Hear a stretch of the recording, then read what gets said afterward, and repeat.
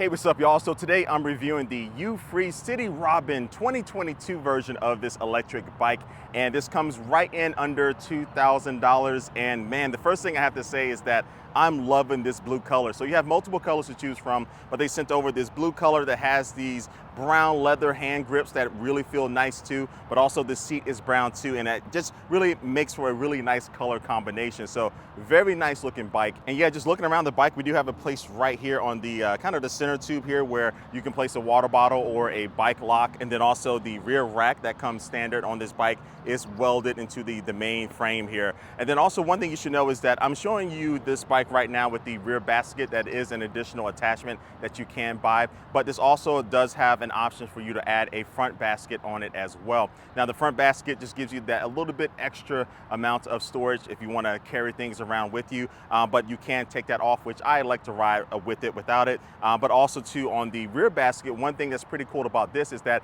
this works with their quick release system. And so on the bottom of this basket, you have this spring loaded latch that you just pull backwards, and then you'll be able to easily lift the basket off of the rear rack. And it also has a very convenient handle that you can pull up, and now you can carry this into the grocery store. Or this is also really useful because you can just take the basket off, take it inside, and then load up everything you want to take out on your day trip, and then just transfer the basket over to the bike when it's all strapped down and ready to go. But this is how the bike looks without any of the baskets, and this is how it would look kind of stock coming from the manufacturer. And also one thing about the logos and stuff, they're not just like stickers on this bike. They're actually painted in, and they're under the undercoat of the finish here on the bike. So they're not going to easily come off or rip off or anything. So very nice premium look to this bike, and also the nice little finishes are really nice. And then with cable management, really nicely done here. So they're really wrapped tight, and you have basically two main bundles of cables here that keep everything nice and organized. And then this bike does come with front and rear fenders to keep you protected against mud and splashes of water.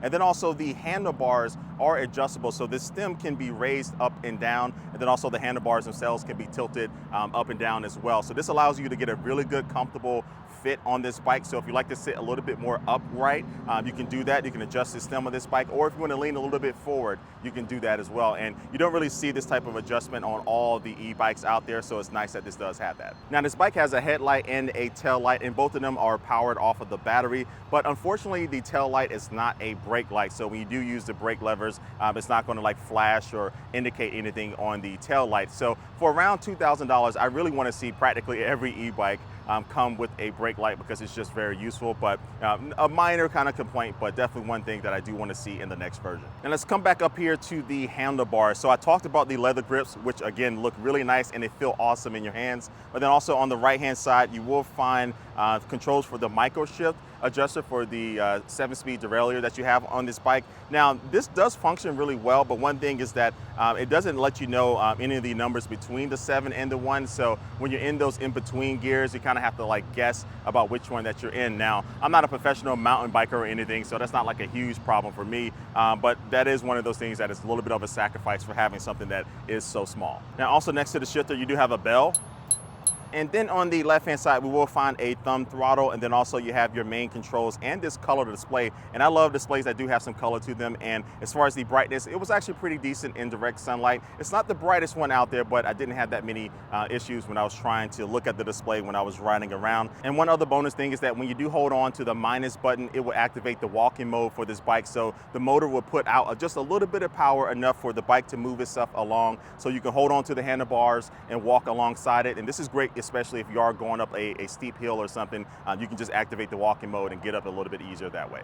Now this bike comes with a dual suspension system. So on the front, you have a front suspension that can be unlocked and locked. So basically you can open it up if you want to have it be really bouncy, and that's great for going over rough terrain. But if you want to lock it and just have it be really stiff, that's going to be great for trying to get that maximum speed, especially on flat or paved roads. And then the second part of this dual suspension system is going to be the seat. So the seat by itself, the saddle is very comfortable, has a nice amount of give to it, so it feels really good to sit on for long periods of time. But it's definitely made better when it's attached to this suspension post that comes stock on this. And this is different from all the other suspension posts that I've used, because most of them just go straight up and down, where this one actually goes backwards a little bit. So it's kind of interesting when the first time you ride it, but I quickly got used to it. And I found that it was pretty good. Definitely better than any other suspension post that I've used so far. Now, I am a little bit of a big guy. I'm coming in around 220 pounds. And on occasion, I did find that when I did go over a big bump, because the seat actually leans backwards with the suspension system,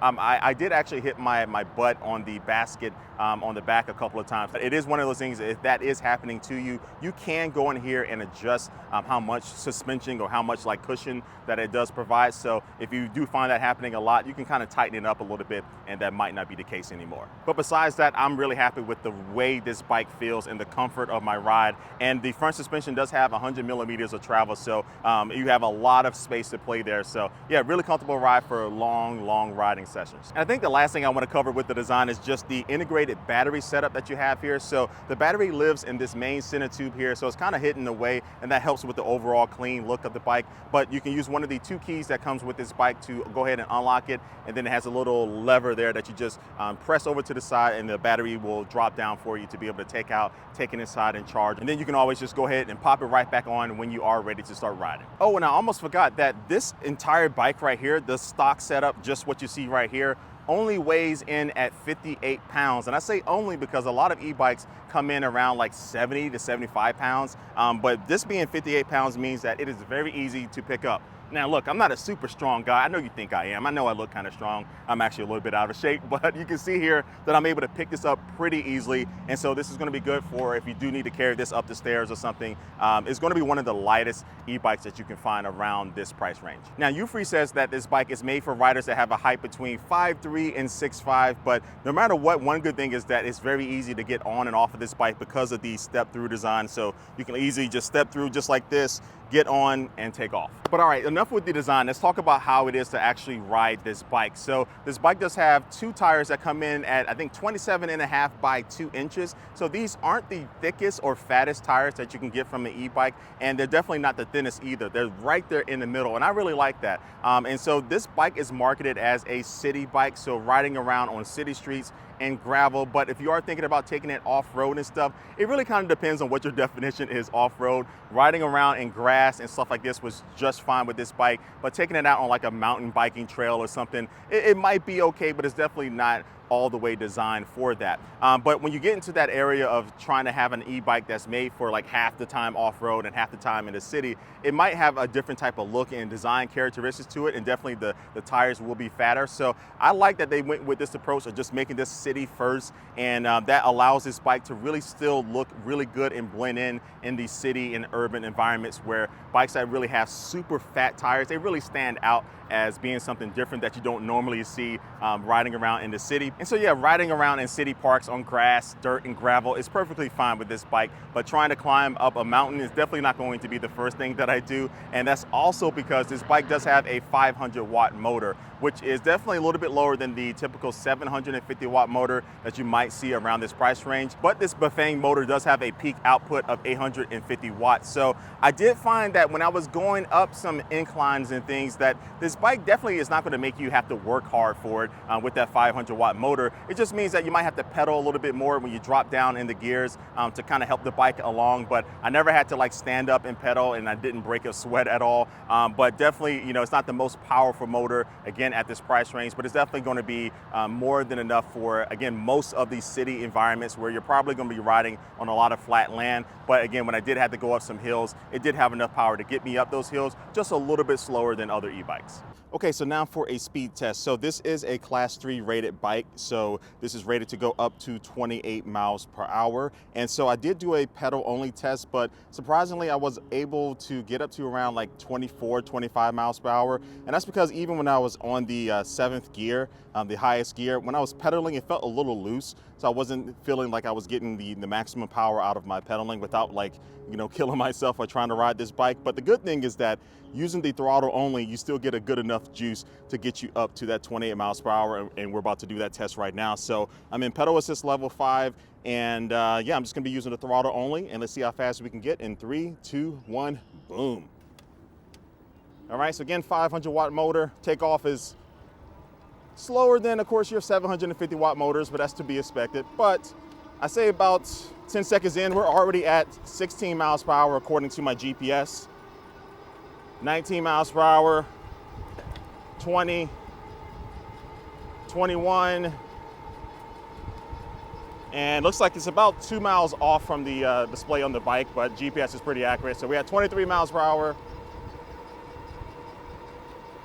24 miles per hour, 25 miles per hour, 26, and I didn't judge my range here a little bit. I was about to run into this barrier, but we got up to 26, but I have been able to get this up to 28 miles per hour, but typically 26, 27 is going to be a good speed for me, especially with my weight being 220 pounds, camera backpack. That's pretty good just using the throttle only. And since I'm out here, let's talk about the range test that I did. So I did a range test just using the throttle only, and I was able to get up to around 23 miles, right close to 24 miles out of this, which is pretty impressive. So the battery inside of this bike is a 48 volt, 14 amp hour battery. So that's pretty good. But of course, if you want to maximize your range, you want to use that pedal assist. And Euphree says you can get up to 60 miles. That's their estimate as far as like your maximum range or so. But again, you know, depending on different factors, you may get close to that. You may go over that. But with this throttle only test, it really just shows me the minimum that I can get. And I feel very confident using pedal assist. And the last thing before it rains out here, I need to get home. But the hydraulic disc brakes, really good on this bike. They're quiet, they're efficient, really good stopping power, really solid brakes that you're getting for this price. All right, so to wrap things up, I have to say that this is my first bike that I've used from Euphree, and I think they put together something that is really nice and polished. And the City Robin 2022 version definitely has some little finishes like these leather grips, very comfortable seat with that suspension post, and also the design is very nice and clean. Everything is buttoned up on this thing, and I love that integrated battery design, that standard rear rack with that quick release system that it does work with really makes having a rear basket a lot more usable, especially just taking it into the grocery store. And the things that I didn't like about not having like a brake light and the motor being a little bit less powerful than other bikes in this price range are definitely made up with all of these other finishes that make this a really good city bike to ride around. But yeah, these are just my thoughts. What do you think about this bike? Leave your comment down below. Make sure you smash that like button if you did like this bike, and also hit that subscribe button and that notification bell if you want to see more videos about electric bikes and all the other types of consumer electronics that I cover on this channel. And I'll leave a link down below in the description box of this video that will lead you directly to this bike if you want to get more information about it or pick up one for yourself. But like always, I do want to thank you for watching this video, and I will catch you later. Peace.